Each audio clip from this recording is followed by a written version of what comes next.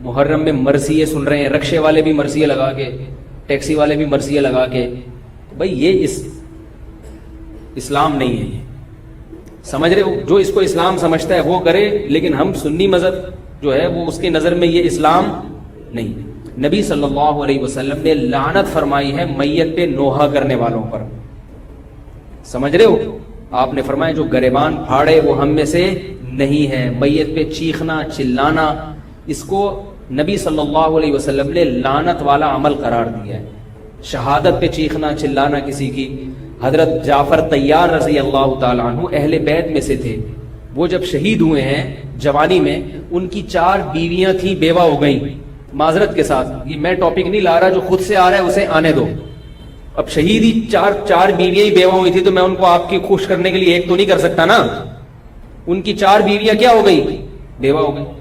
تو جب ان کے گھر میں اطلاع ملی ہے کہ آپ کے جوان شوہر شہید ہو گئے تو ان کے رونے کی آوازیں آئی ہیں، چیخنے چلانے کی آوازیں آئی. آپ صلی اللہ علیہ وسلم کو اتنا غضب آیا، آپ نے فرمایا کہ جاؤ خاک پھینک کر آ جاؤ ان کے منہ. اب ان سے کہو کہ اپنی آوازوں کو پس کریں. حضرت جعفر طیار بھی اہل بیت میں سے تھے، نبی کے سگے چچا کے بیٹے تھے. تو اہل بیت کی شہادت پر آپ صلی اللہ علیہ وسلم نے چیخنے چلانے سے، رونے سے منع کیا. اور حضرت جعفر طیار ظلمن شہید ہوئے تھے نا، ظلم ہوا تھا ان کے اوپر.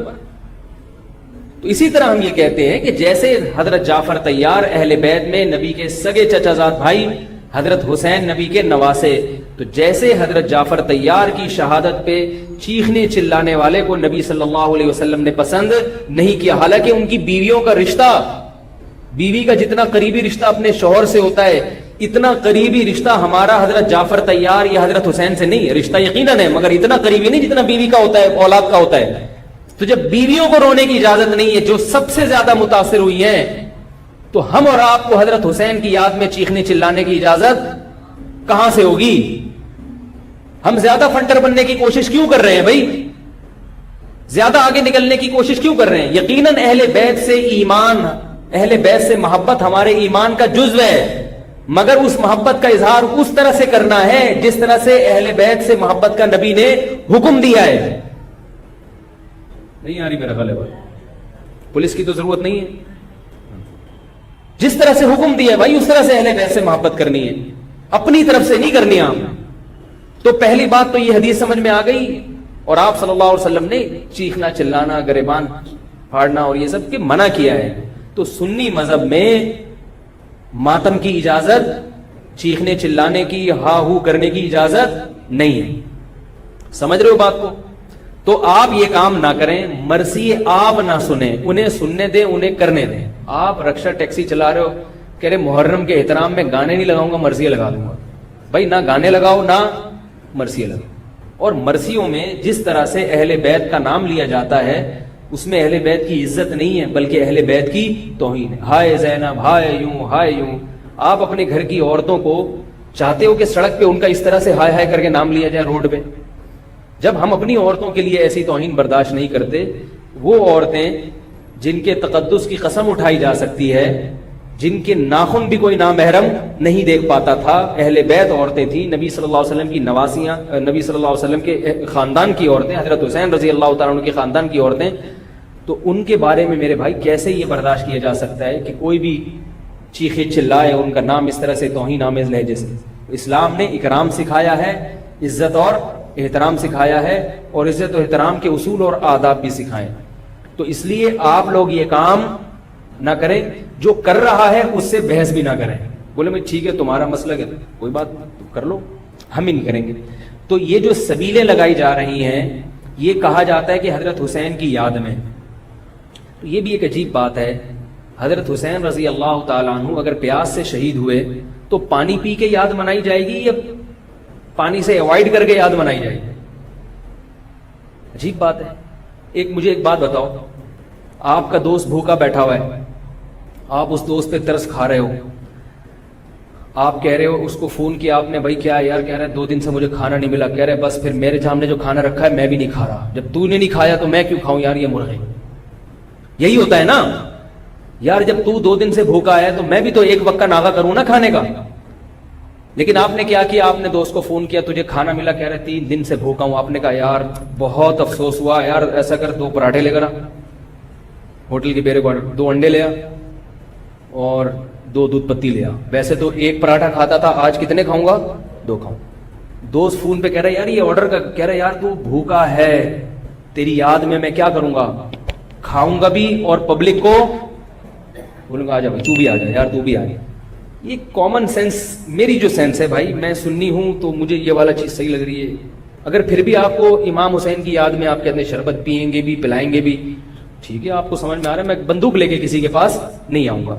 لیکن مجھے جو یہاں ممبر پہ بٹھایا گیا ہے وہ بات کرنے کے لیے جو میری سمجھ میں آ رہی ہیں. کیا خیال ہے بھائی؟ تو اس لیے یہ سبیلیں چھوڑ دیں. پیاسے کو پانی پلانا یہ پورے سال سنت ہے, اور پیاسے کو پانی پلاؤ ایسی جگہ پہ جہاں پانی نہ ہونا. شہر میں سب جگہ پانی ہوتا ہے, سب جگہ پانی ہوتا ہے. تو یہ چھوڑ دیں, جو کر رہے ہیں ان کو کرنے دیں. چھوڑنے کا مطلب یہ نہیں کہ آپ جا کے بحث کریں, آپ یہ کام نہ کریں, نہ سبیل سے پانی پئیں نہ سبیل سے پانی پلائیں, کیونکہ لوگ اس کو اسلام سمجھ رہے ہیں جبکہ یہ اسلام نہیں ہے. سمجھ رہے ہیں؟ اس طرح محرم میں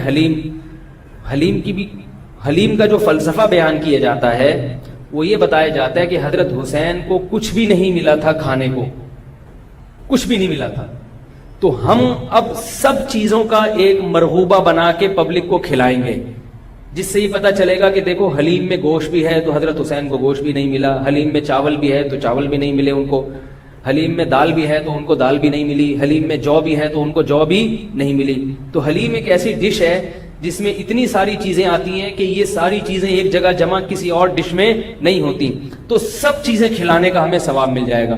یہ بھی وہی ہے کہ انہیں کچھ بھی نہیں ملا اور آپ ان کی یاد میں سب کچھ کھا بھی رہے ہو اور سب کچھ کھلا بھی رہے ہو حلیم کے نام.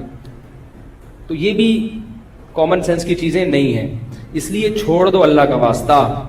لوگ کیا کہتے ہیں, میں محرم میں حلیم اس نیت سے نہیں پکا رہا, میں تو ویسے ہی پکا رہا ہوں. تو ویسے ہی تو نے سفر میں کیوں نہیں پکایا, ویسے ہی آپ ربیع الاول میں کیوں نہیں پکا لیتے, ویسے ہی آپ رمضان میں کیوں نہیں پکا لیتے, آج ہی ویسے ہی خیال آیا, تو بھائی چھوڑ دو. یہ اسلام خدا کی قسم بدنام ہو رہا ہے دنیا میں.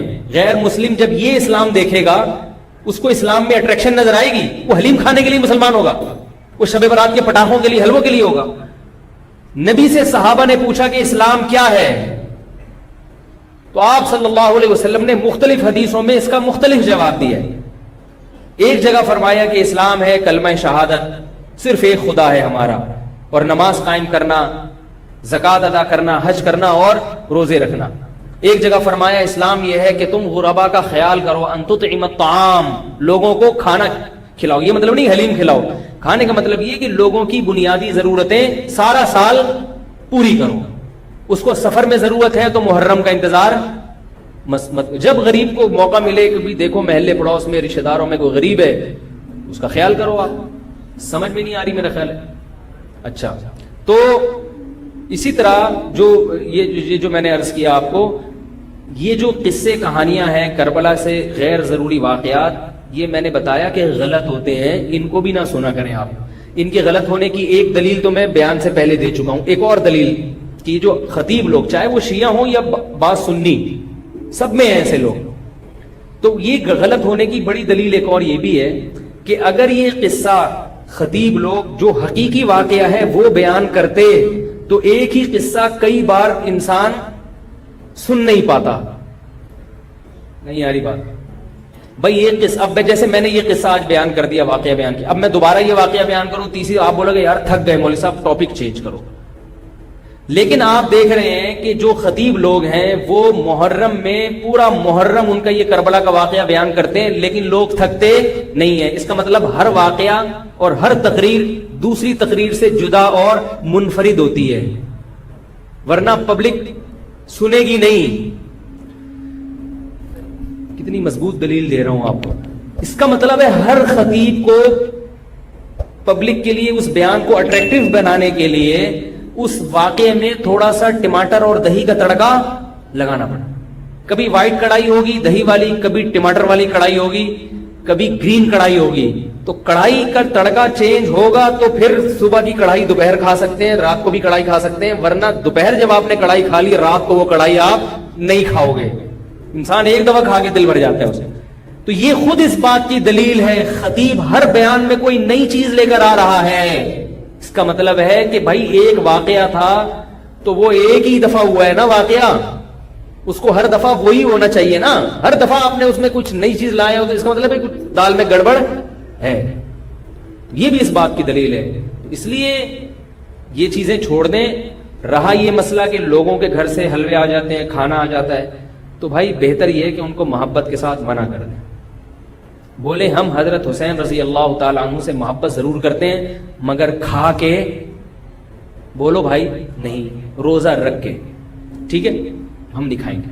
اور اگر آپ یہ سمجھتے ہیں کہ لڑائی ہو جائے گی, بعض دفعہ وہ بیچارے نے تقریر تو نہیں سنی ہوتی, وہ تو محبت میں ہی لا رہے ہیں, تو اگر لڑائی ہو جائے گی تو رکھ لیں, لیکن محبت سے اس کو مسئلہ سمجھا دیں, یار میں رکھ رہا ہوں تاکہ تمہارا دل نہ ٹوٹے مگر یہ ہے غلط. رہا یہ مسئلہ کہ اس کو کھا بھی لیں. اب آپ ایک دم نا سارے جوش میں ہو گے, یار اگلا بتاؤ, یار اگلا اسٹیپ ہمارے لیے بہت امپورٹنٹ ہے, یہ ایک مسئلہ نہیں ہے رکھنا نہ رکھنا. رکھ لیا تو اب کیا کریں؟ اب آپ جوش میں آ رہے ہو. اب میں آپ کو 2 گھنٹے بھی بٹھا کے رکھوں نا, آپ بیٹھ جاؤ گے. میں کہوں 2 گھنٹے بعد جواب دوں گا, آپ بیٹھے رہو گے یہاں. اب کیا کرنا ہے؟ تو وہ کھانا حلال ہے یا نہیں, اس کا مدار اس پر ہے کہ اگر وہ حضرت حسین کو خوش کرنے کے لیے صدقہ کیا ہے,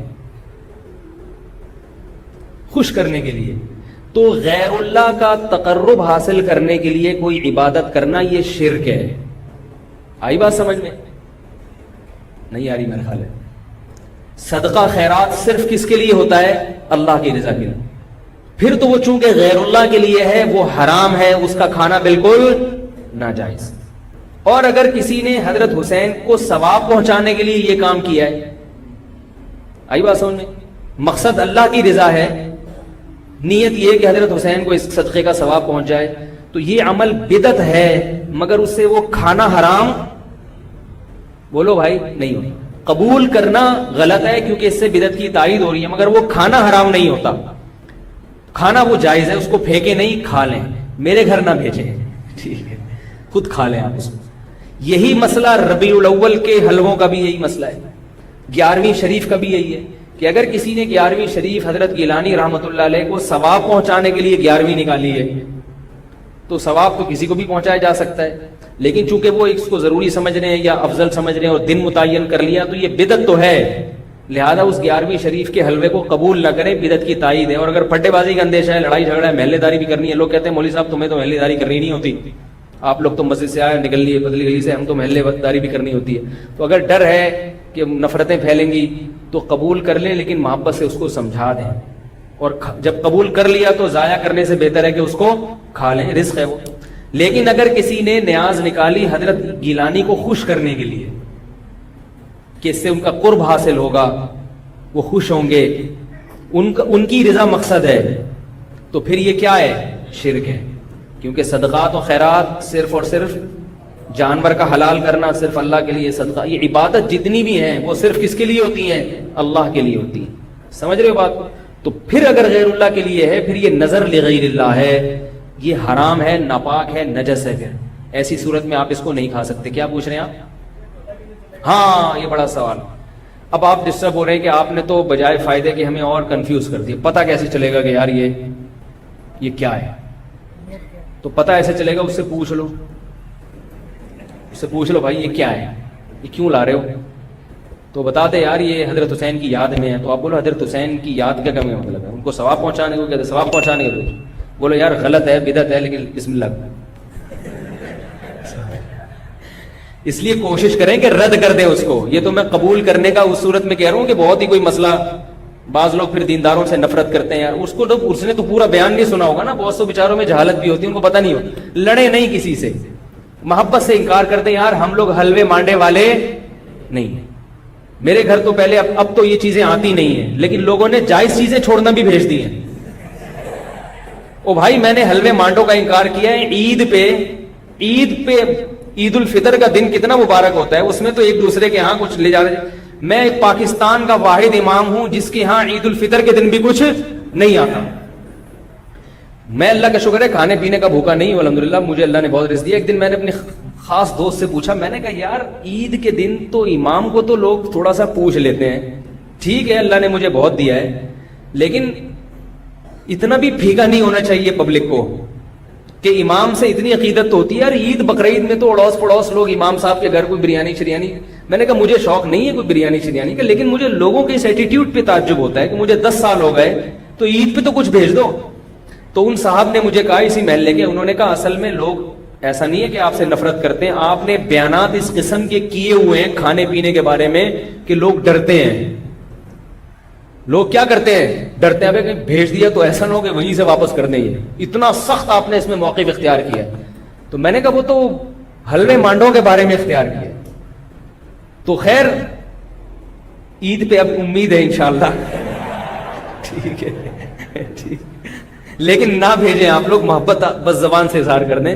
میں ایک مسئلہ بیان کر رہا ہوں کہ میرے بیانات اس بارے میں ایسے ہوتے ہیں کہ لوگ یہ سمجھتے ہیں کہ یہ نفس ہدیے کے ہی خلاف ہے. ان کو ہدیہ دیا تو تھپڑ نہ مار دیں کھینچ کے.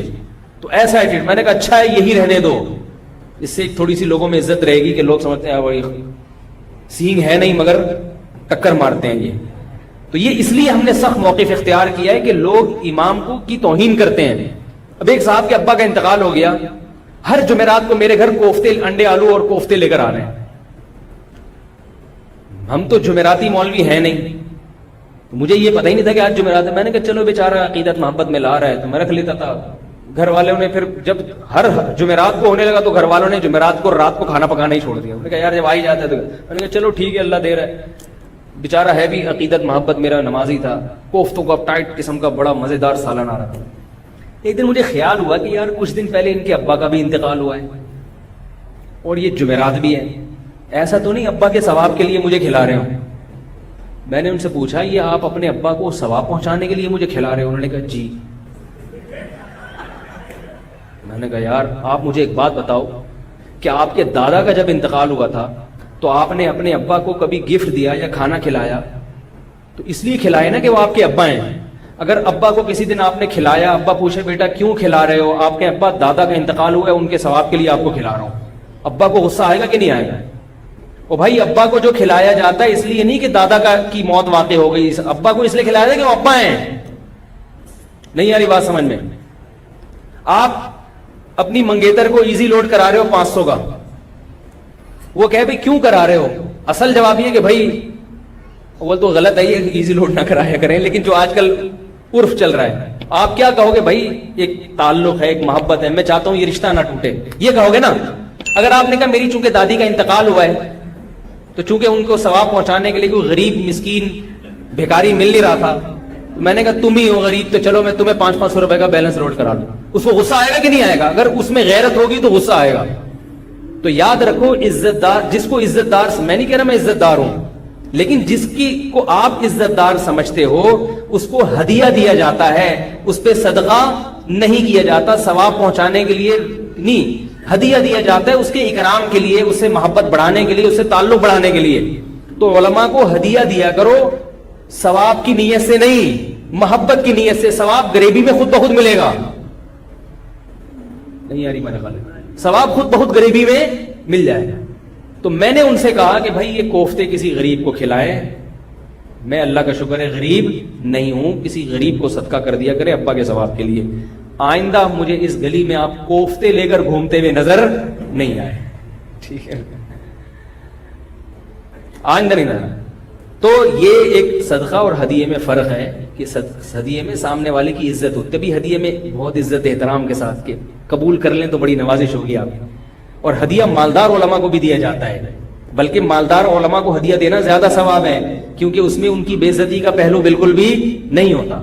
ہمارے حضرت فرمایا کرتے تھے مالدار عالم کو ہدیہ دینا زیادہ ثواب ہے، اس لیے کہ اس میں اس کی بے عزتی کا بالکل بھی آپشن نہیں ہے. وہ کبھی بھی آپ اس کو یہ نہیں دکھا سکتے کہ میرے ٹکڑوں پہ پل رہا ہے، وہ کہے گا میرے پاس اللہ کا ہدیہ تم سے زیادہ ہے.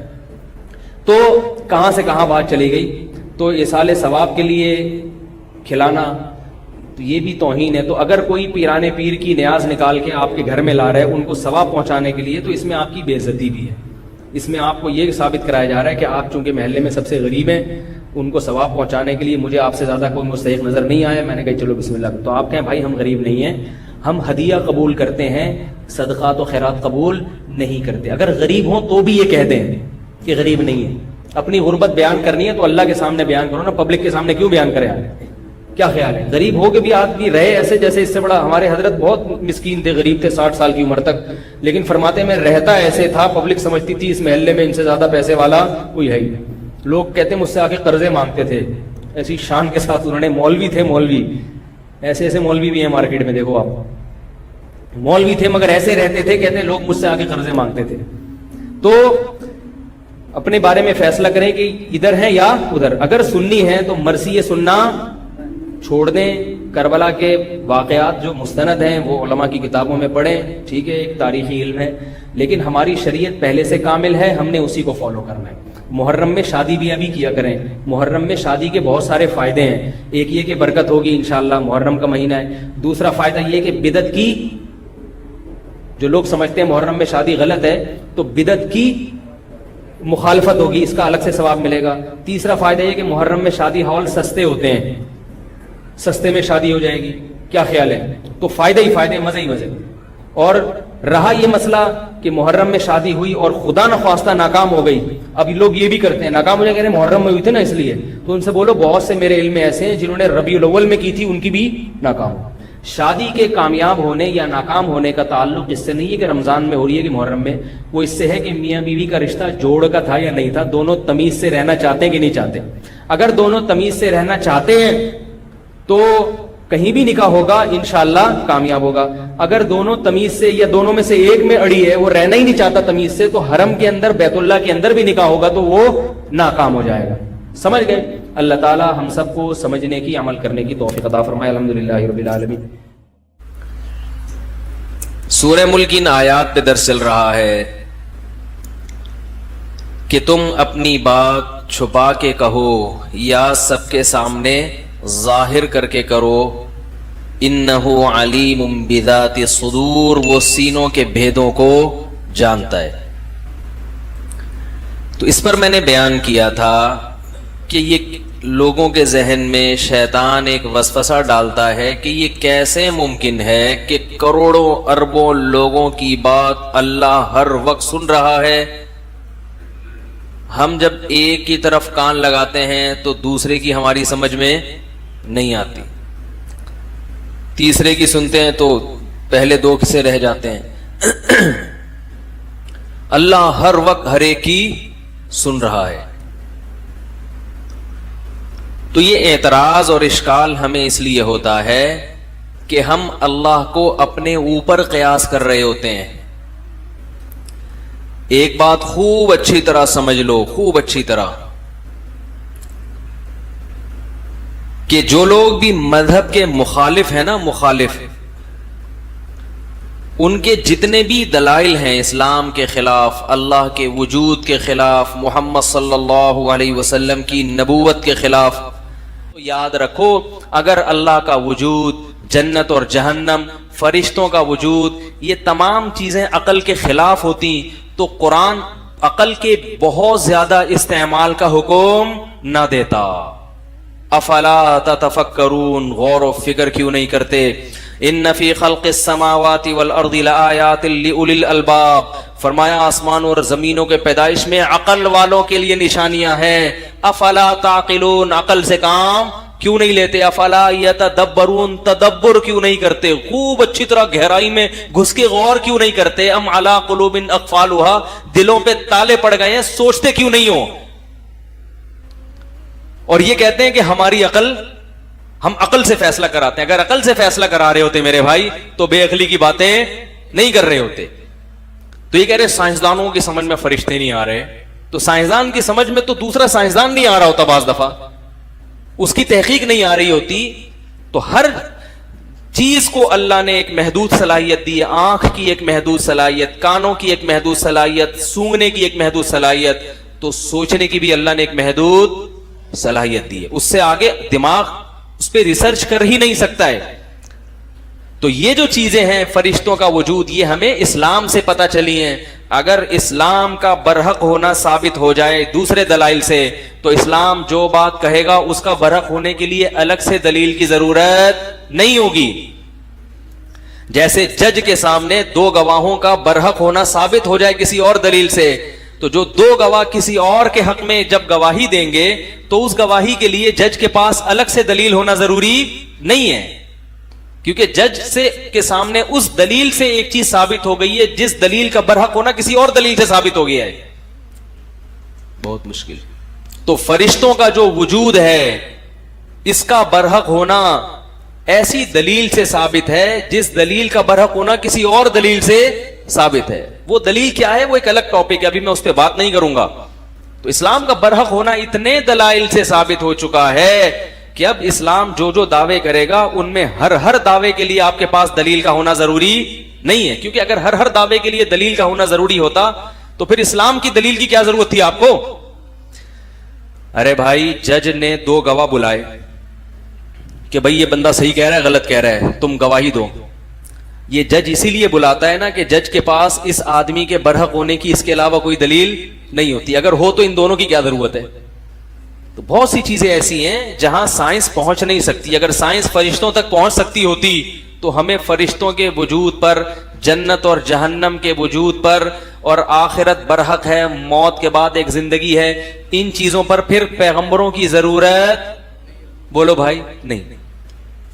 جیسے ہمیں کھانا کتنا ہے کتنا نہیں کھانا اس کے لیے پیغمبروں کی ضرورت نہیں ہے، کیونکہ یہ حکیموں نے، ڈاکٹروں کی پہلے سے تحقیقات بولو بھائی چلی آ رہی ہیں. پیغمبر آتے ہیں شریعت بتانے کے لیے.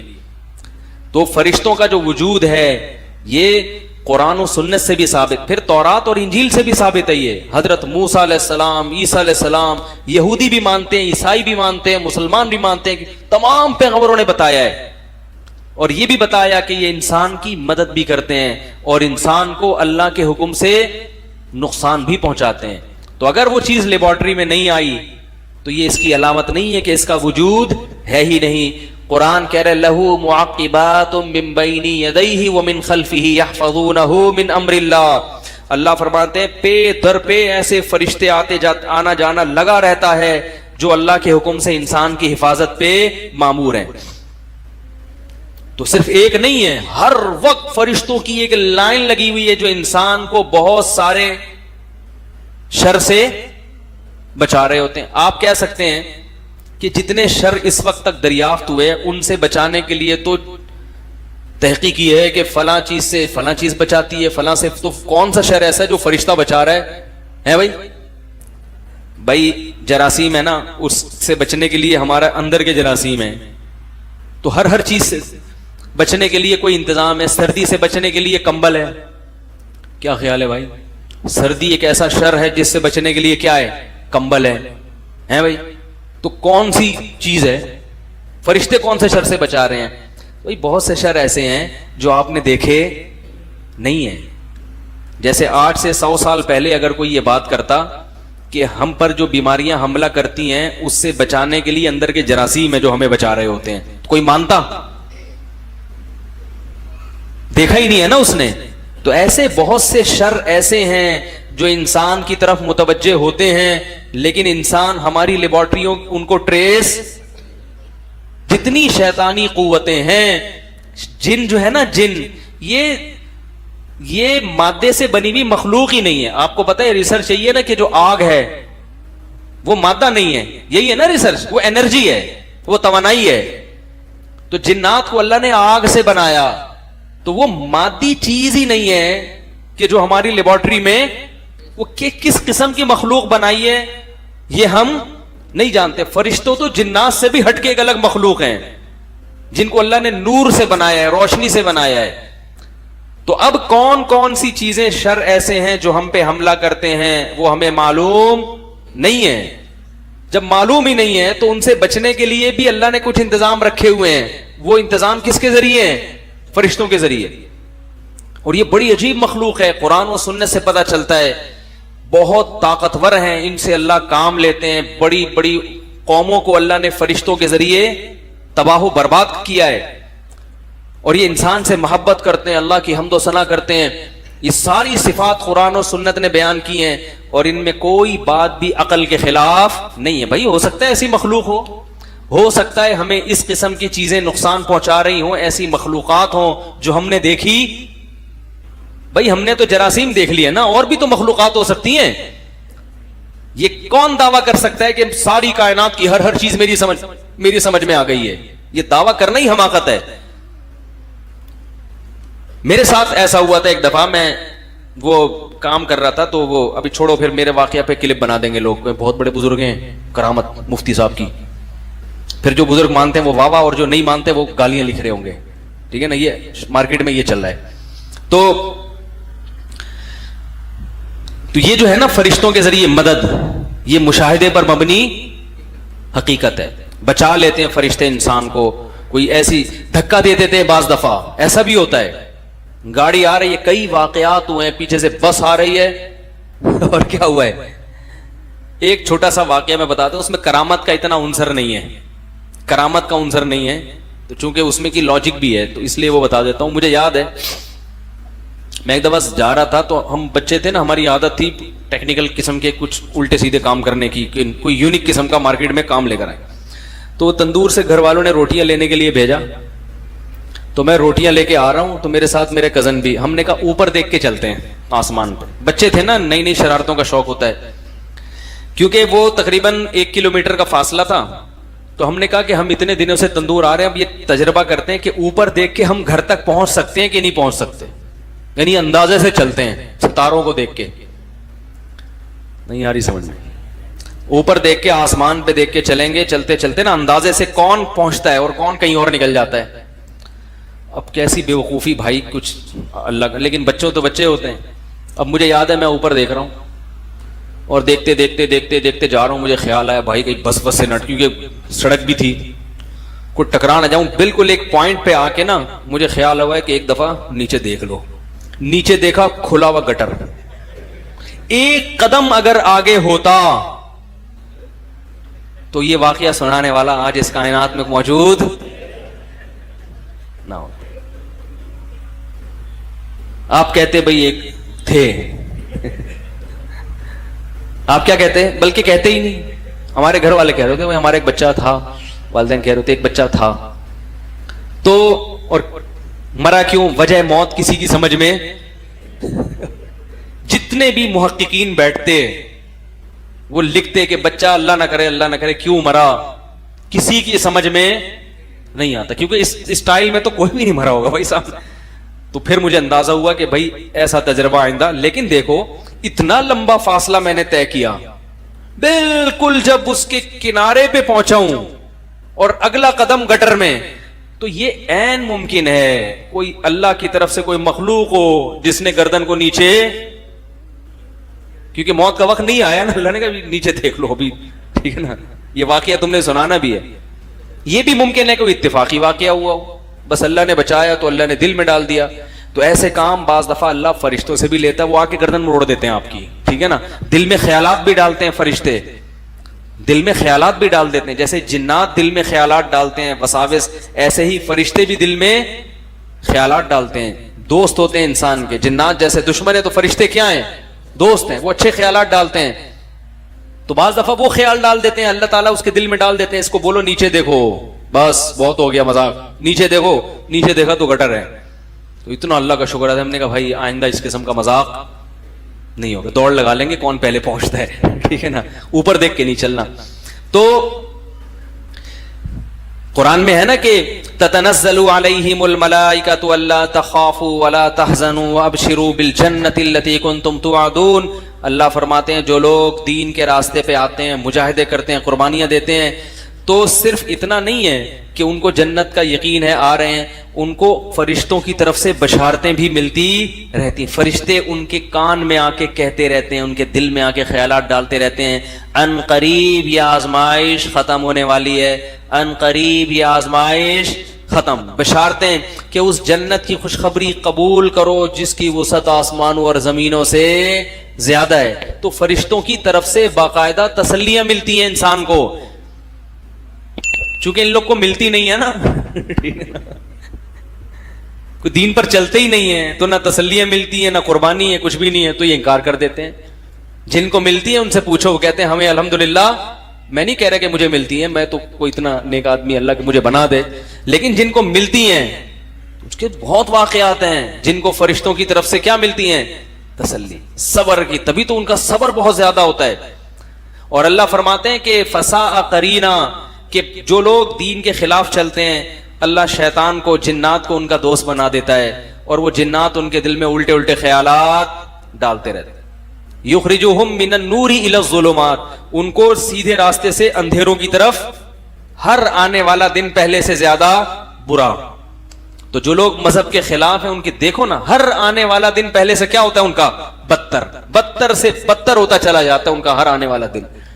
ظاہری لحاظ سے خوشحال ہوں گے، اندر سے ٹوٹ پھوٹ، کیونکہ تسلی دینے والا نہیں ہے انسان، صرف اس مادی جسم کا نام نہیں ہے، بہت کچھ ہے انسان کے ساتھ جو ہم نہیں جانتے، کچھ جو ہمیں شریعت نے بتا دیا، بہت سی چیزیں نہیں بتائی ہیں، تو بہت کچھ ہے اس انسان کے ساتھ جو ابھی جس ممکن ہے کچھ چیزیں تحقیق میں بھی آ جائیں، تحقیق کے دائرے میں بھی آ جائیں، لیکن اس میں آپ یوٹیوب کی ویڈیوز پہ نہ جایا کریں۔ یوٹیوب بعد فرشتوں کو دکھا رہا ہوتا ہے، وہ مذاق اڑوانے والی بات ہے، وہ دیکھو فرشتہ آ رہا ہے، وہ فیک ویڈیوز ہوتی ہیں، وہ جب غلط ثابت ہوتی ہیں تو لوگ مذاق اڑاتے ہیں۔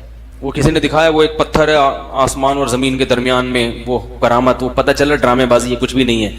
تو لیکن ایک حقیقت ہے، جنات بھی فرشتے بھی۔ تو اسی طرح یاد رکھو، یہ جو قرآن کہتا ہے نا کہ میں ہر ایک کی بات ہر وقت سنتا ہوں، یہ ہماری عقل میں اس لیے نہیں آتا کہ ہم اس مادی زندگی کے حساب سے اللہ کو دیکھتے ہیں۔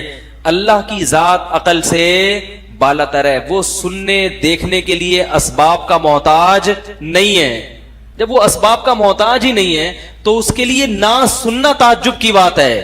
اگر وہ یہ کہتا کہ میں کچھ چیزیں سنتا ہوں کچھ نہیں سنتا، یہ عقل کے خلاف ہو جاتا کہ جب تو سننے کے لیے کسی عضو کا محتاج نہیں ہے، تیری ذات سنتی ہے، تو پھر یہ کیا بات ہے کہ وہ سن رہا، اس کو سن رہا ہے، اس کو نہیں سن رہا، پھر اس کو کس بیس پہ سن رہا ہے؟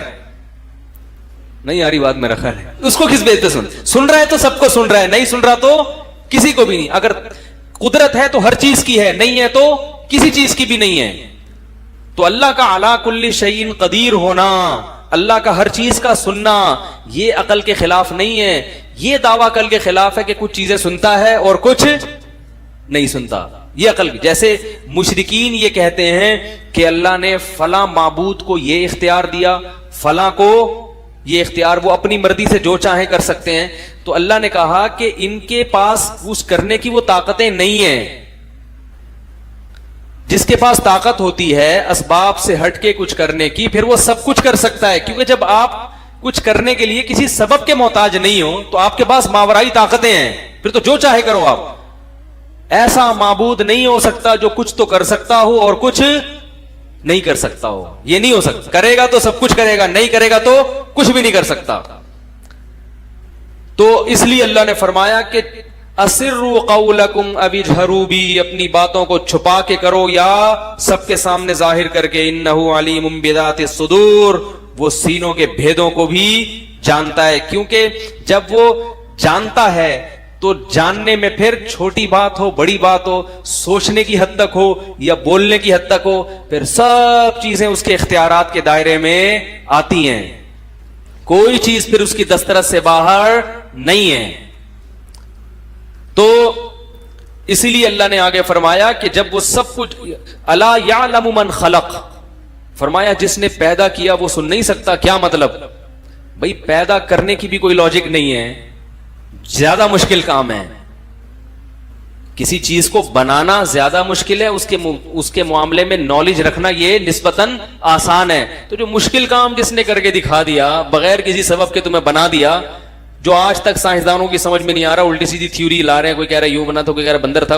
وجہ کیا ہے کہ جب سمجھ میں نہیں آ رہا تو بجائے اس کے کہ اعتراف کر لیں یار ہماری سمجھ میں نہیں آ رہا، ٹھیک ہے نا، بس اللہ نے بنا لیا، اس اعتراف کرنے کے بجائے کچھ نہ کچھ تھیوری گڑتے رہیں گے کہ نہیں اس طرح ہوا ہے، اس طرح ہوا ہے، اس طرح ہوا ہے۔ میں تو سائنسدانوں سے اللہ کا انکار کرتے کہتے ہیں تم صرف یہ ثابت کر دو نا خربوزہ کیسے بنا ہے، خدا کی قسم مان لوں گا میں، ایک خربوزے کا وجود میں آنا یہ اتفاق سے ممکن نہیں ہے۔ کیسا عجیب ہے کہ آپ خربوزے کا بیج بوتے ہیں، خربوزے کے بیج زمین میں ڈالا، کھاد مٹی پانی سے بیل نکلی، اس میں دوبارہ سے خربوزے نکلے، ان میں دوبارہ وہی بیج ہیں، پھر اس سینکڑوں بیج، پھر اس بیج میں سے ہر ایک بیج میں وہی صلاحیت، جتنے بیج ہیں ان سب کو دفن کر دو, ہر بیج سے اسی طرح بیلیں, اسی طرح ہزاروں لاکھوں خربوزے, ہر خربوز میں کروڑوں بیج, پھر ان کروڑوں بیجوں کو زمین میں ڈالو, کروڑوں سے اربوں. یہ سائیکل جو چل رہا ہے, اس سائیکل کی ابتدا کیسے ہوئی بھائی؟ اگر اس میں چینجنگ ہو رہی ہیں شروع سے, تو پھر اب کیوں نہیں چینجنگ ہو رہی؟ یہ کچھ اور تھا اور کچھ اور سے اس نہج پہ پہنچا ہے بھائی, ٹھیک ہے نا. تو اس نہج پہ آ کے گھومنا کیوں شروع کر دیا اس نے؟ یہ خربوزے سے تربوز کیوں نہیں بن رہا؟ یہ کچھ اور طرف کیوں نہیں جا رہا؟ ایسا زبردست خوبصورت سرکل اور اتنا عجیب. دیکھو ایک چیز گول دائرے میں گھوم رہی ہو نا, وہ اتنا عجیب نہیں ہے. ایک چیز ایسے پروسیس سے کہ ہر مرحلہ پہلے سے بالکل مختلف, اور نتیجہ پھر اسی پہ آ کے. بیج ایک بالکل الگ چیز ہے, اس کو آپ نے ڈالا زمین میں, گوبر مٹی کھاد اور دھوپ روشنی سے وہ کیا بن گئی؟ چھوٹا سا پودا. یہ بیج سے بالکل ایک ڈفرنٹ چیز ہے, بالکل ایک الگ چیز ہے. وہ پودا بڑا ہوتا خوبصورت بیل کی شکل میں, پھر وہ بیل چڑھتی کیسے ہے؟ ایسا لگتا ہے اتنی عقل اللہ نے اس کو دی ہے. کیسی اس کی وہ تاریں نکلتی ہیں, جہاں اس کو کہیں سہارا ملے لپٹ. جیسے کوئی شخص پہاڑ پہ چڑھ رہا ہو نا, جہاں جہاں سہارا ملتا ہے وہیں ہاتھ ڈال کے چڑھنا شروع. تو بیلوں کو بھی نا راستہ چاہیے ہوتا ہے. کوئی دھاگا لٹکا دے فوراً اس کو پکڑ لے گی. یار ایسے سافٹ ویئر اس بیج کے اندر ڈال دیے کہ اس سے جب پونپلیں نکلیں گی تو وہ جہاں بھی راستہ ملے گا اس کے مضبوطی سے کیا کر لیں گی؟ تھام لیں گی. اور ایسے بیل پھر اوپر چڑھتی ہے بھائی, جیسے کوئی بلڈنگ پہ چڑھ رہا ہو, اوپر چڑھتی ہے, جہاں سے اس کے سرے نکلنا شروع ہوتے ہیں وہیں سے اوپر چڑھنا شروع. پھر یہ بالکل ایک الگ مرحلہ ہے. اس میں ایسا لگ رہا ہے گویا پودے میں اللہ نے سینس رکھی ہے, عقل رکھی ہے. پھر آگے ایک الگ مرحلہ, پھر اس میں پھول پیدا ہونا شروع. یہ پھول کی بناوٹ اور اس پودے کی بناوٹ بالکل ایک دوسرے سے کیا ہے؟ یعنی یہ سرکل کا اگلا اسٹیپ پچھلے اسٹیپ سے میل نہیں کھاتا. نہیں آ رہی. پھر پھول بنتا ہے تو پھول کی ایک لاجک کیا ہے کہ مکھیاں اور تتلیاں اس کی طرف لپکیں. وہ لپکنے سے کیا ہوتا ہے کہ نر اور مادہ ذروں کا ملاپ ہے بھائی. اگر وہ پھول نہ بنتا تو تتلیاں نہ لپکتی. یہ پری پلان ہے یا اتفاق سے ہوا ہے؟ اتفاق سے ایسی چیزیں ہوتی ہیں؟ یہ پلاننگ ہے بھائی, یہ اتفاق سے نہیں ہوا. پھر وہ پھول کی طرف جب مکھیاں آئیں گی اور وہ ان کی ٹانگوں سے وہ چپکیں گے ذرات, اور نر مادہ پھولوں کا ملاپ ہوگا تو نیچے دوبارہ سے خربوزہ اگنا ہے بھائی. اب یہ پھول کے نیچے جو پھل اگ رہا ہے یہ بالکل ایک نیا مرحلہ ہے جو پہلے مرحلے سے ذرا بھی میچ, بولو بھائی, یہ بالکل ایک ڈفرنٹ چیز وجود میں آ رہی, اور وہ کچا ہوتا ہے. پھر وہ کچا ہوتے پک کے, پہلے تو کڑوا ہوگا, ہوتے پک کے بالکل رنگ بھی پیلا اور کڑواہٹ سے مٹھاس میں تبدیل. یہ بالکل ایک الگ چیز وجود میں آ گئی. پھر کمال ہے قدرت کا کہ جب آپ اس کو کھول کے دیکھو تو وہی بیج اس کو آپ کو اس میں نظر آئے گا جو آپ نے بویا تھا. ہزاروں بیج نظر آ جائیں گے آپ کو اس کے اندر. ہر مرحلہ پہلے سے کیا ہے؟ الگ ہے. ہر مرحلہ پہلے سے الگ. تبھی قرآن کہتا ہے ذالک ھذا خلق اللہ, یہ ہے اللہ کی تخلیق, یہ ہے اللہ کی تخلیق. ھذا کا مطلب کیا ہوتا ہے؟ اشارہ. جیسے کوئی ڈورمن گویا اللہ کے سامنے کھڑا ہے اور وہ کہہ رہا ہے یہ انسان بندر سے وجود میں آیا, اتفاق سے ایسا ہوا, اتفاق سے ایسا ہوا. اللہ اس کو کان سے پکڑ کے لاتے ہیں, خربوزہ دکھاتے ہیں, ٹھیک ہے نا, کہ انسان تو خربوزے سے زیادہ پیچیدہ ہے. تو خربوزے کو ذرا بیج زمین میں ڈال, پھر دیکھ اس سے کونپلیں نکلتی ہیں, پھر دیکھ اس سے تناور بیلیں نکلتی ہیں, بیلیں کیسے اوپر چڑھ رہی ہیں, پھر پھول کیسے پیدا ہو رہا ہے. اللہ نا اس کو ہادہ, عربی میں اشارہ, جب ہاتھ سے اشارہ کرتے ہیں نا اس وقت بولا جاتا ہے اشارہ. ایک ہوتا ہے ہوا, ایک ہے ہادہ. ہوا کا مطلب وہ, جیسے ہی, اور دس کب ہوتا ہے اشارہ, یہ دس. تو اللہ گویا ڈورمن کو کان سے پکڑ کے لا رہے ہیں, ٹھیک ہے نا, بولنا ادھر آ کھڑا, تو لوگوں کو الو بنا رہا ہے, لوگوں کہہ رہے ہیں میں بندر سے ہم وجود میں آئے ہیں, اتفاق سے ہوا ہے. تو اللہ کہتے ہیں تو خربوزے کو دیکھ لے, یہ اتفاق سے نہیں ہو سکتا. یہ بیج ڈال ذرا زمین میں, پھر دیکھ کیا نکل رہا ہے, پھر دیکھ کیا ہو رہا ہے, پھر دیکھ پھول پیدا ہو رہے ہیں, پھر دیکھ اس پھول کے اندر کیسے کچا پودا, پھر وہ خربوزہ, پھر جب اسے کھولے گا وہی بیج, اب دوبارہ اسی بیج کو ڈال, 1000 سال تک تو یہ کام کرتا رہے, یہی خربوزہ پیدا ہوتا رہے گا. ھذا خلق اللہ, یہ ہے اللہ کی تخلیق, یہ اتفاق سے اور خود سے وجود میں آنے والی چیز نہیں ہے. آگے اللہ نے کہا فارونی ماذا خلق الذین من دونی, ذرا مجھے بتاؤ کہ اللہ کے علاوہ جن لوگوں نے چیزیں بنائی ہیں وہ تو ذرا مجھے دکھاؤ, کیا وہ اتنی پیچیدہ ہیں؟ تم نے جو چیزیں بنائی ہیں وہ اتنی ٹیکنیکل نہیں ہیں, اس کے باوجود تم ان چیزوں کو تو کہتے ہو کہ خود سے وجود میں نہیں آ سکتی, وہ کسی نے بنائی ہیں. اور یہ ایک معمولی سا خربوزہ اس سے بھی زیادہ پیچیدہ ہے, اس کو کہہ رہے ہو کہ یہ خود سے وجود میں, خود سے اتفاق سے وجود میں آ گیا ہے. تو یہ لاجک والی باتیں, یہ پاگل پنے والی باتیں ہیں بھائی. جو لبرل لوگ ہیں جو کہتے ہیں مولوی بے عقلی کی باتیں کرتے ہیں, مولوی بے عقلی کی باتیں نہیں کر رہا میرے بھائی. تم چونکہ شہوت پرست ہو, تمہیں زنا کو حلال کرنا ہے, تمہیں باپ اور ماں کو گھر میں رکھنے کے لیے تم تیار نہیں ہو, تمہیں ان کو بڑھاپے میں اولڈ ہوم میں جمع کرانا ہے, تم نے عیاشی کی زندگی گزارنی ہے, تم نے رب کی عبادت سے جان چھڑانی ہے, تم اپنی زندگی کو گاڈ لیس بنانا چاہتے ہو کہ خدا کا دماغ سے نکال دو تاکہ ہم جانوروں کی طرح آوارہ ہو کے زندگی گزارے, گدے اور گھوڑوں کی طرح عورت کا استعمال کرے, جس کا جب دل چاہے جس عورت سے جا کے منہ کالا کرے. مذہب تو باؤنڈ کر دیتا ہے نا آپ کو پابندیوں میں, ان پابندیوں سے اپنے آپ کو آزاد کرنے کے لیے اللہ کا انکار کرتے ہیں, اور لیبل کس کا لگاتے ہیں کہ ہماری عقل میں نہیں آتا. تبھی قرآن کہہ رہا ہے بل ادارک علمہم فی الآخرہ بل ہم فی شک منہا بل ہم منہا عمون, جان کر اندھے بنے ہوئے ہیں خواہشات کی وجہ سے. اس لیے اللہ نے فرمایا افرأیت من اتخذ الہہ ہواہ, بھلا اس کو دیکھا جو حقیقی اللہ ہے اس کا تو انکار کر رہا ہے اور اپنی خواہشات کو اس نے خدا بنایا ہوا ہے. گاڈ ہر ایک کا ہوتا ہے, کسی کا حقیقی گاڈ ہوتا ہے, کسی کی خواہشات اس کا خدا بن جاتی ہیں, وہ خواہشات کی عبادت کر رہا ہے. یہ جو لوگ ہیں نا جو آپ کو بار بار فیس بک پہ لبرل لوگ ہیں اور اللہ کا انکار کرنے والے لوگ ہیں, بار بار کہہ رہے ہیں یہ مولویوں کی باتیں ہیں, خدا رسول جنت جہنم فرشتوں نے گولی یہاں سے وہاں کر دی اور کہہ کے لگا کے ہنستے ہیں. تو یہ اصل میں وہ لوگ ہیں جو اپنی خواہشات کو خدا بنانا چاہتے ہیں کہ ہمارے بھی, کیونکہ مولوی تو پابندیاں لگائے گا نا, یہ جائز ہے یہ ناجائز ہے. ایک صاحب میرے پاس آئے کہنے لگے میری بیگم فلاں آدمی سے ہنس کے باتیں کہ مجھے غصہ آیا. تو بیگم نے کہا پھر کیوں, تمہیں غصہ کیوں آ رہا ہے بھائی؟ بیگم اعتراض کر رہی ہے میں پہ, تمہیں غصہ کیوں آ رہا ہے؟ تو اس نے کہا میری غیرت کے خلاف ہے. اس نے غیرت کیا ہوتا ہے ٹھیک ہے نا, غیرت کیا ہوتا ہے. تو اب مذہب کی پابندیوں سے آپ اگر باہر نکل جاؤ تو جس سے چاہو ہنس کے بات کرو, پھر آپ کو غصہ ہونے کی اجازت. انگریز کی بیوی کسی سے ہنس کے بات کرتی ہے, گورے کو غصہ آتا ہے؟ آئے گا؟ کوئی بات نہیں بھائی, ہنسنے پر گورنمنٹ نے کوئی پابندی نہیں لگائی. اسی طرح انگریز بھی اگر کسی گرل فرینڈ سے اپنی ہنس کے بات کرے گا تو اس کی بیوی کو بھی غصہ, بولو بھائی, نہیں آئے گا. تو یہی ماحول چاہتے ہیں ہمارے معاشرے میں بھی پھیل جائے, غصہ لیس ہو جائیں, ٹھیک ہے نا. غصہ آئے تو صرف مولویوں پہ آئے, مولوی کے علاوہ کسی پہ غصہ نہ. بیٹی پہ غصہ آئے کہ وہ بن ٹھن کے بے پردہ ہو کے باہر کیوں جا رہی ہے, نہ بہن پہ غصہ آئے, نہ بیوی پہ غصہ آئے, نہ بیوی کو شوہر پہ غصہ آئے کہ کیا لگتی ہے تیری جو ہنس کے باتیں کر رہا ہے اس سے 1 گھنٹے سے, ہے بھائی. کسی کو بھی غصہ کسی پہ نہ آئے. صرف لوگوں کو اگر غصہ آئے تو مولویوں پہ آئے کہ وہ غیرت کی باتیں کیوں کرتے ہیں, اللہ رسول کی باتیں کیوں کرتے ہیں, عورت کو پردے کا حکم, مرد کو داڑھی کا حکم, اور فرشتوں کو گولی یہاں سے وہاں کر دی, اس قسم کی باتیں ہیں بھائی. مفتی تقی عثمانی صاحب کو اللہ نے بچا لیا, واہ واہ واہ, اتنے بڑے بزرگ اللہ نے بچا لیا. تو اس سے تو یعنی یہ ثابت ہو جائے گا کہ وہ اللہ کے مقرب ہیں. تو ہم کیا ہیں, ہم ایسے ہی ہیں, ٹھیک ہے نا بھائی. اللہ کی نعمت ہے, کسی کو بچاتا ہے اللہ تعالیٰ اس کے تقوی کی وجہ سے, اس کے اخلاص کی وجہ سے, اور کسی کو شہادت دے دیتا ہے.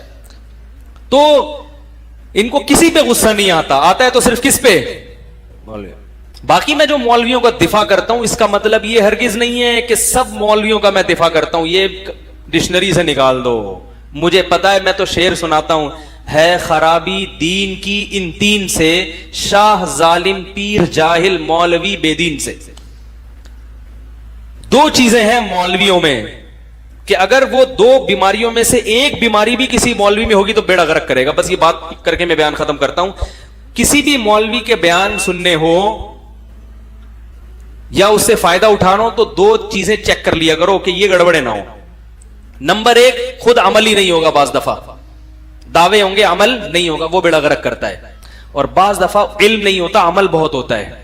بہت سے مولوی بڑے مخلص ہیں, علم کم ہے ان کے پاس. کوئی حدیث کہیں سے مل گئی, جیسے میں بتاتا ہوں نا, امام احمد ابن حنبل کے پاس ایک شخص آیا, اس نے کہا کہ میرے باپ نے حکم دیا کہ میں اپنی بیوی کو طلاق دے دوں. صحیح ہے نا, حدیث پڑھ لی تھی کہیں. امام احمد نے کہا کہ مت دو طلاق.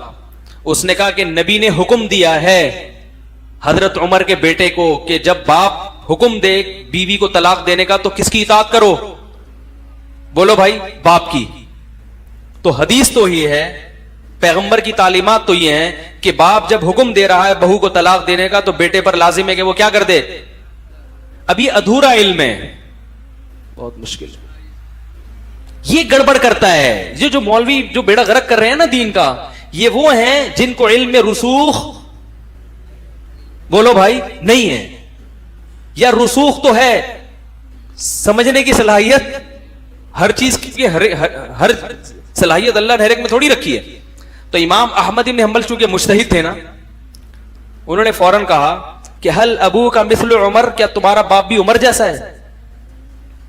آپ کی سمجھ میں نہیں آ رہا تو اس کی سمجھ میں کہاں سے آیا ہوگا بھائی. اس نے حدیث پیش کی کہ نبی نے حضرت عمر کو یا عبداللہ بن عمر کو حکم دیا کہ باپ کی اطاعت کرو نا, باپ جب حکم دے بہو کو طلاق دینے کا تو باپ کی بات ماننا لازم ہے. تو اس نے کہا یہ تو باپ کی اطاعت تو واجب ہے, تو میرا ابا بھی کہہ رہا ہے میں بھی بیوی کو چھوڑ رہا ہوں. تو یہ آدھا علم ہے.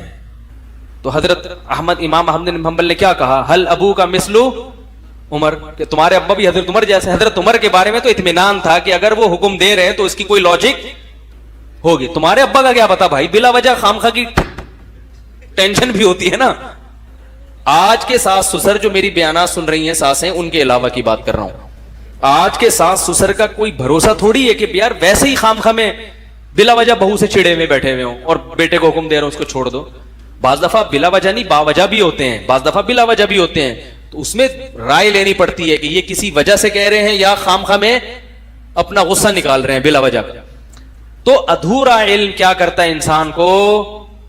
میں نے ایک حدیث سناتا ہوں نا, نبی نے فرمایا, ایک حدیث میں آتا ہے کہ ایک صحابی درخت لگا رہے ہیں, آپ صلی اللہ علیہ وسلم نے فرمایا تمہاری عمر تو بہت لمبی ہے, درخت تمہاری عمر کا کیا بھروسہ, کل کا بھروسہ نہیں, اور درخت تو پتہ نہیں کتنے سالوں میں پھل دے گا. اب جس نے یہ حدیث سنی ہو وہ کیا کہے گا, گویا اسلام میں درخت لگانا اچھا کام نہیں ہے, نبی تو دنیا کی نفی سکھا رہے ہیں.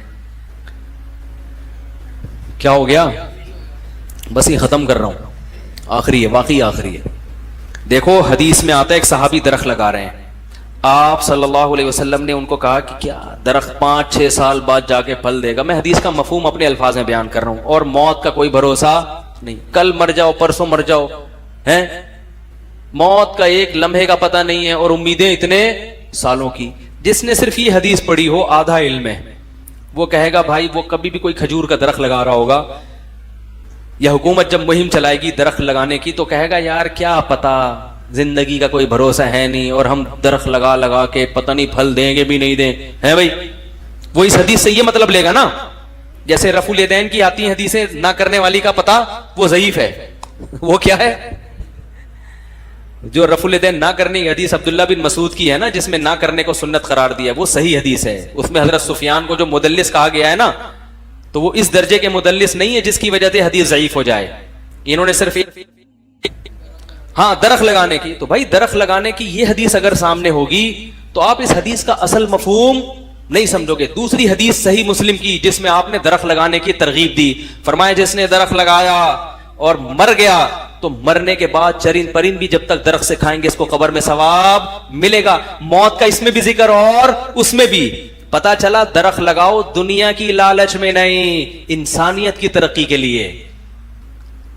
تو یہاں بتا دیا کہ جب دنیا میں کچھ خیر کا کام کرنا ہے تو اس میں تمہاری نیت درست ہونی چاہیے. کیوں کر رہے ہو, لالچ میں اگر کر رہے ہو, بھائی کیا مائیکل جیکسن نے کتنی لالچ کی تھی, میں 90 سال کا ہو جاؤں گا, میں 100 میں اتنا بڑا ڈانسر, کل کا پتا نہیں ہے, ٹھیک ہے, اور تو اتنی لمبی لمبی امیدیں کر رہا ہے. تو ہمیں بتا دیا بھائی درخت لگا رہے ہو, کل کا کوئی بھروسہ نہیں ہے, ہو سکتا ہے پھل مل جائے, ہو سکتا ہے نہیں ملے, اس نیت سے نہ لگاؤ. پھر کس نیت سے؟ بھائی اس نیت سے مر گیا تو کوئی بات نہیں ہے, پبلک کھائے گی. بھائی جب پرندوں کو کھلانے کا ثواب ملے گا تو پبلک کو کھلانے کا ثواب نہیں ملے گا. اب تو پولیس کا کیس ہے بھائی, سیدھا سیدھا پولیس کا کیس ہے. تو خدا کی قسم یہ گائیڈنس صرف مذہب کرتا ہے. مذہب کو زندگی سے نکال دو گے, ان ایتھیس لوگوں کے پاس اور لبرل لوگوں کے پاس قوم کی گائیڈنس کے لیے کوئی کتاب نہیں ہے جو لوگوں کا قبلہ درست کرے. کیونکہ اگر آپ بولو گے کہ کوئی بات نہیں, مر گئے تو قبر میں ثواب ملے گا, قبر میں تو کچھ نہیں ہوتا. کون سی سائنس کی کتاب میں لکھا ہے قبر میں ثواب بھی ملتا ہے عذاب بھی ملتا ہے؟ وہ مانے گا کیا کوئی بات نہیں, لوگ خوش ہوں گے تو پبلک کھائے گی, دعائیں دے گی. جب مری گیا تو دعائیں لگیں گی کس کو؟ جا کے ہڈیوں کو لگیں گی دعائیں جا کے. آپ اس کو موٹیویٹ کیسے کرو گے خیر کے کام پر؟ کیسے موٹیویٹ کرو گے آپ اس کو کہ اچھا کام کرے؟ وہ کوئی موٹیویٹ کرنا ممکن نہیں ہے. یہ تو جو غیر مسلموں میں 5-10% لوگ جو خیر کا کام کر رہے ہوتے ہیں نا, وہ نظر آ رہے ہوتے ہیں. اگر ان کے پاس مذہب ہوتا, ایک صاحب یورپ سے آئے, کہنے لگے یار میں کسی خاص ملک کا نام نہیں لوں گا, کہہ رہے 5% لوگ ایجوکیٹڈ ہیں, باقی 95% سمجھتے ہیں ان دھندوں میں لگے ہوئے ہیں, عیاشی میں. ان 5% کی ترقی ہے جو دنیا دیکھ رہی ہے. اگر ان کے پاس مذہب ہوتا تو 95% ترقی کرتے, 5% سٹے لگا بھی رہے ہوتے اور پھر ان پہ 80 کوڑے بھی لگ رہے ہوتے. ان پہ نہیں آ رہی بات, حد جاری ہوتی نا, نشہ تو اسلام میں حد جاری ہو جاتی ہے نا اس کے اوپر. تو اگر یہ مذہب کو فالو کرنے والے لوگ ہوتے تو 95% کیا ہوتے؟ پڑھے لکھے ہوتے. کیونکہ عیاشی تو ختم ہو جاتی ہے نا, شراب کباب یہ سب چیزیں جو انسان کو روکتی ہیں. تو خیر یہ موضوع بڑا لمبا ہے, اس پہ بہت سارے اشکالات ہوں گے لوگوں کو, پھر میں اس کا جواب دوں گا. تو مجھے پتا ہے اس پہ کیا کیا آپ کے ذہن میں اشکالات آ رہے ہوں گے, اس کے کیا کیا جوابات ہیں, لیکن اس کو چھیڑوں گا تو موضوع پورا چینج ہو جائے گا. تو میرے بھائی, اسلام نے آپ کی نیت کو درست کر دیا کہ درخت لگاؤ, ترقی کرو, مگر زیادہ امیدیں دنیا سے مت لگاؤ. تبھی میں کہتا ہوں گھر بنانے کے بجائے درخت لگانا زیادہ بہتر ہے, ٹھیک ہے نا, اس کے فائدے زیادہ ہیں. اور اپریل فول کے حوالے سے بھی ایک بات کروں, کل 1 اپریل ہے نا 2019, تو وہ ٹوپی ڈرامے لوگوں کے شروع ہو جائیں گے. تو ایک صاحب نے بڑا اچھا مشورہ دیا کہ لوگوں کو سے کوئی چیز چھڑوانا بڑا مشکل ہے, ان کی سوچ کو ڈائیورٹ کرنا یہ آسان ہے. ایک کام اور انہوں نے کچھ نہ کچھ تو کرنا ہی ہے, تو بھائی یہ نہیں کرو تو یہ کر لو. تو درخت